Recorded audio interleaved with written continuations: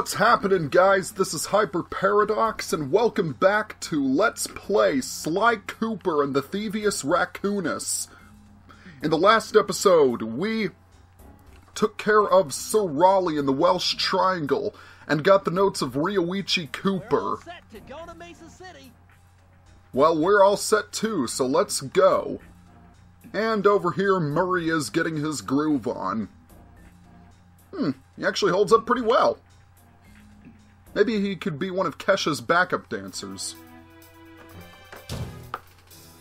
It had been a while since I'd been back in the U.S. Next up, the notorious Muggshot. Ruthless muscle of the fiendish five. What he lacked in brains, he definitely made up for in brawn.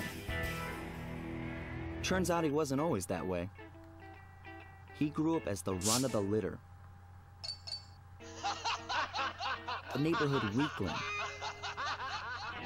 The only friends he could turn to were usually found on the big screen.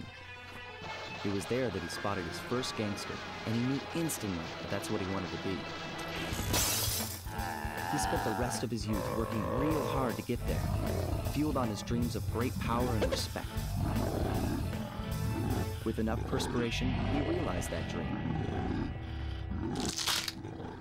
He'd become a hard-boiled, street-brawling, tough-as-nails gangster, ensuring that he'd never be picked on or pushed around again.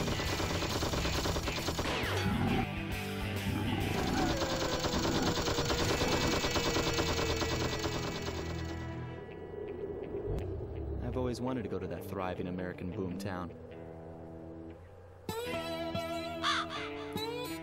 Here we go. Sly Cooper in Sunset Snake Eyes. We're gonna be heading over to Utah. How cool is that? And here we are with the first level of Sunset Snake Eyes, a rocky start.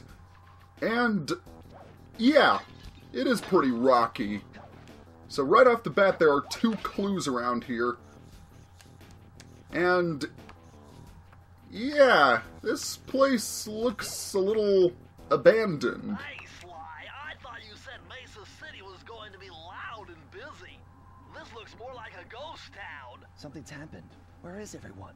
I don't know, but it's starting to give me the creeps. What do you say we take off? And miss all the fun?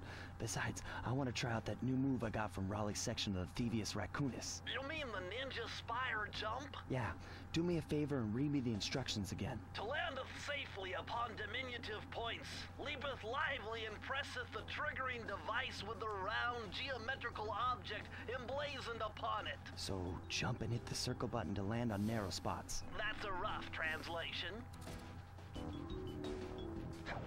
Alright, so you heard Sly and Bentley. We can, thanks to the ninja spire jump move we got in Raleigh's section of the Thievius Raccoonus, we can now land on narrow points.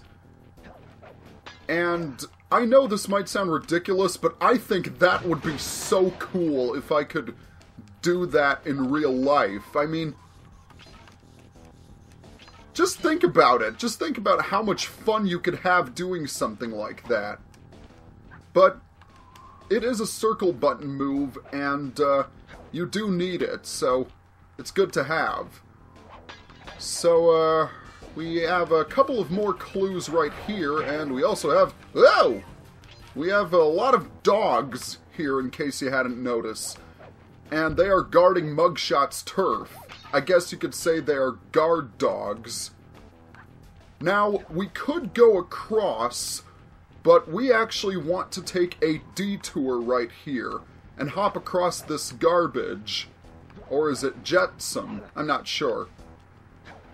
The reason being is that there are quite a few more clue bottles that we need to collect. Now, be very careful right there, as that barrel is... There's not a lot of surface area for you to land on. So just make sure to time your jumps properly before you jump off.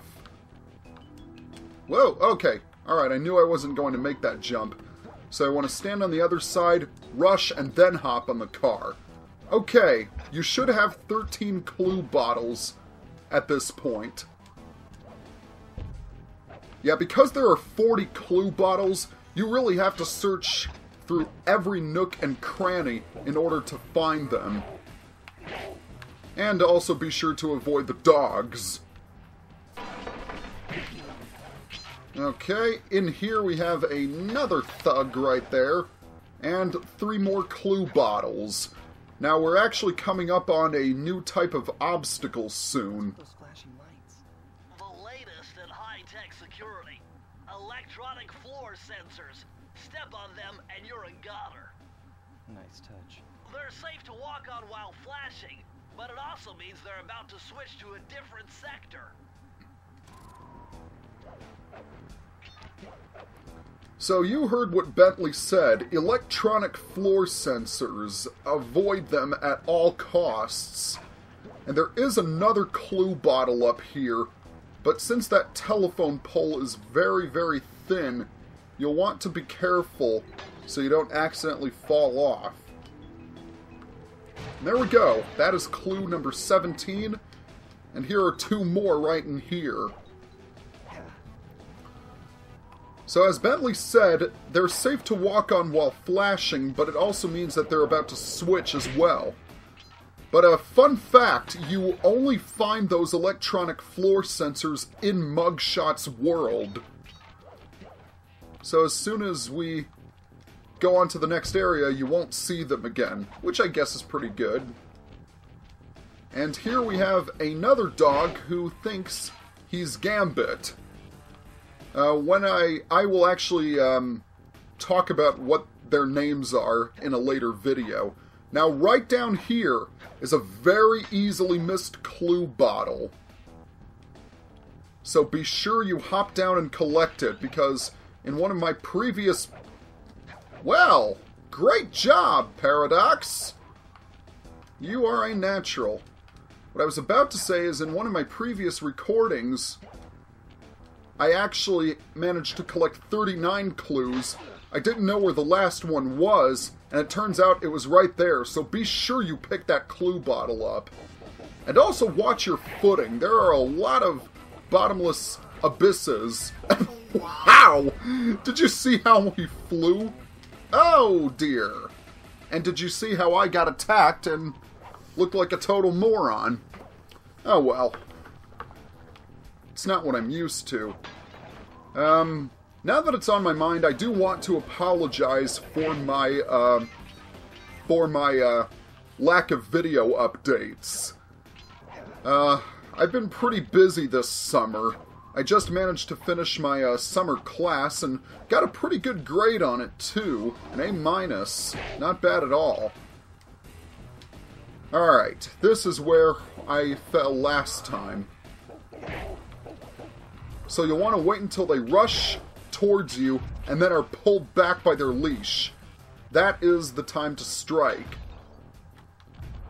And another thing I like about this game are the details of the coins. You might remember in Raleigh's level they had Raleigh's hat on them.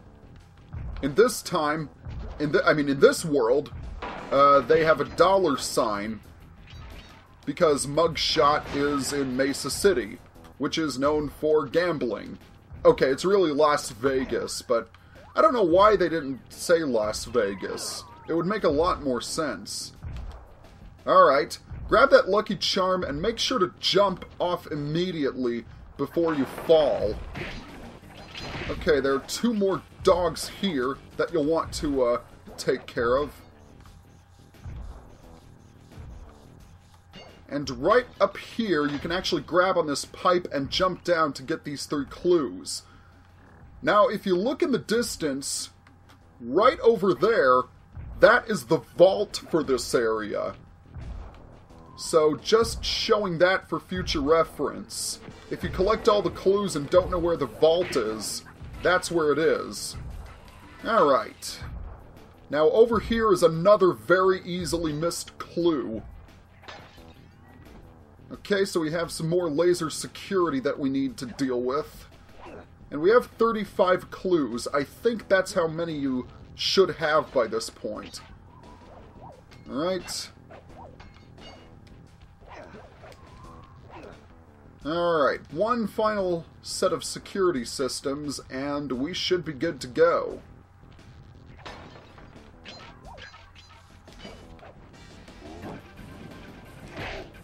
And I believe the last 5 clues are in this area.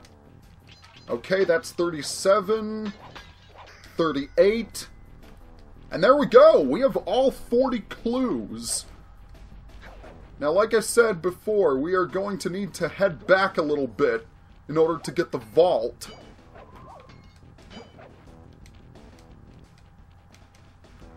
So we have to do a little bit of backtracking, but not much. Just through these rail cars, or are they coaches? I don't know. I don't live near a railway, so I wouldn't know. Nope, that's the wrong one. So you want to hop on and grab onto this wire. And when you climb up, there is the vault. A little bit of higher mathematics and voila! Dial in 314. Okay, 3, 1, 4. What are we going to get this time? Outstanding! You've uncovered Rob McCooper's patented explosive hat technique. Use the triangle button to toss your cap. Then use the triangle button again to detonate it. Better back off to a safe distance first. An exploding hat. Unfortunately, like many of the other power-ups, it sounds cool on paper, but in reality, it really isn't. In fact, I'm actually going to quickly... No, I'm not going to bring up the Binocucom. I'm going to quickly demonstrate it when we get to where the treasure key is. So just hang tight, and after a couple of more ceiling hooks, not wall hooks. There we go. Just doing a little bit of climbing. There we go. Now, you throw the hat, and then you hit the triangle button again to detonate it. Now, admittedly, this would be a lot more useful if you threw the hat farther. But, leaving on that note, there is our first treasure key in the area. Very, very nice. So let us open the passage to get to the hub world.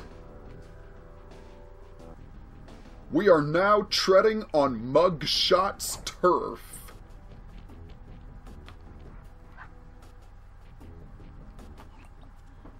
And if you look in the distance, yeah, Muggshot's a bulldog, and that's a giant fire hydrant. Don't you just love little touches like that? I know I certainly do. I wonder, are there any breakables in here? No, there don't seem to be any. Okay, let's move on. Okay, so we know he's here somewhere, but how are we supposed to find him?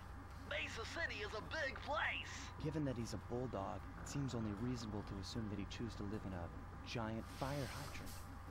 That's some sound logic, Sly. Now you just need to find a way to break into the building's base. Oh, I'm sure I'll think of something.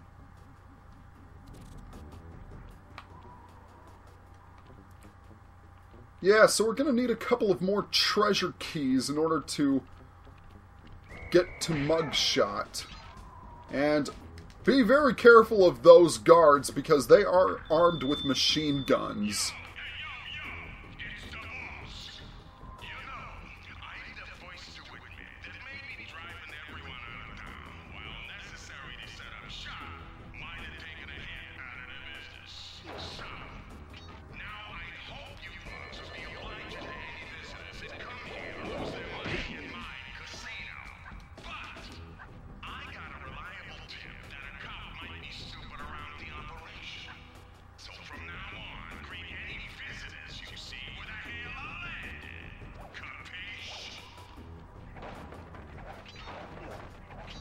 Well, he seems like the bright and cheery type, doesn't he?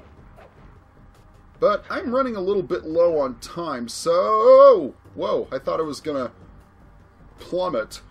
I'm going to end the video right here. So, next time on Let's Play Sly Cooper and the Thievius Raccoonus, we're going to explore a little bit around Muggshot's turf. See you guys next time.